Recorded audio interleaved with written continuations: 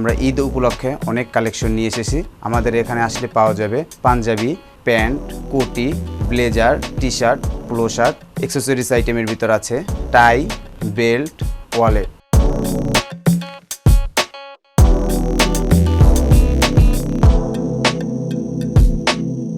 আমাদের এখানে আছে কটন ফেব্রিকের উপর সামার ভ্যারিয়েশন করে ছেলেদের আইটেম অনেক ভ্যারিয়েশন পাওয়া যাবে।